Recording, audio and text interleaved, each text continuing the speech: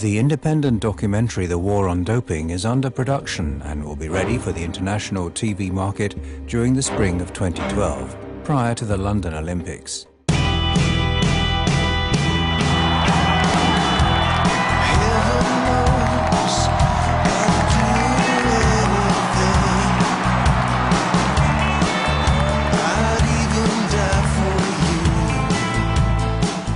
What makes young athletes risk their lives and take dangerous substances just to become number one? There are, of course, some easy answers to that. But how come it just goes on the way it does? When sports fans, the media, and even the athletes themselves hate cheating in sports? Or do they? Who knows what is really going on? And why don't management and athletes take a clearer stand for clean sports? The questions are many. Now, for the first time, the man who started it all is ready to tell the true story behind the fight against doping in sports.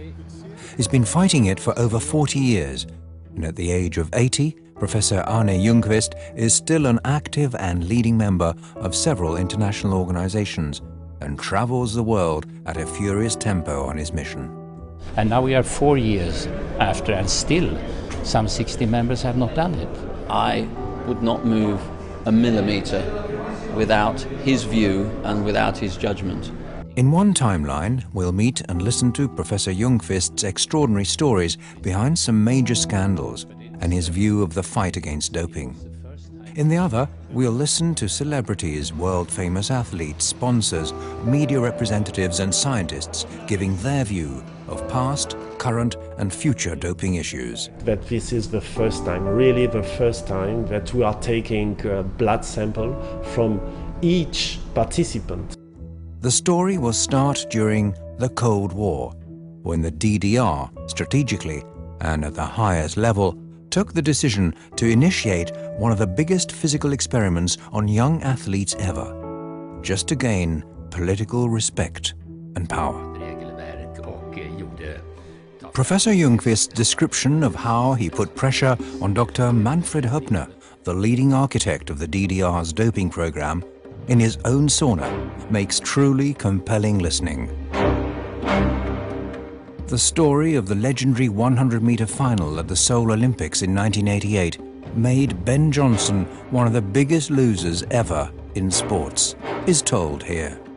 As are other major scandals in sports, such as cycling, cross-country, as well as the major Austrian blood doping scandal at the Turin Olympics, baseball and more, that leads us to the extraordinary Balco scandal in California.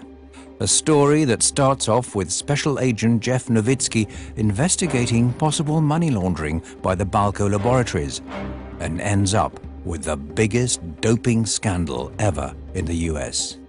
WADA. The documentary will take a closer look at the work of this organization and hear voices from within telling about the fight. Our first issue that we were asked to address was find a document that could pull all of the regulations from all the sports and all the countries of the world and put it into one, so that we can all understand, whether we're an athlete in China or an athlete in Chile, what the rules are and what will happen if I break them. So this is the new instrumentation that we purchased and was just developed in 2010, luckily. So basically what it allows us to do is to detect something that an athlete could have taken a month ago. As the WADA code forces top athletes around the world to at all times declare their position, and with the new widely debated blood passes becoming mandatory, we will meet athletes who tell how seriously they feel this has affected their integrity. Should doping be allowed or banned? We'll listen to both sides of the story. This is not something that people should be afraid of. In fact, it's the more responsible position to try to invest into developing safer technologies that athletes can use.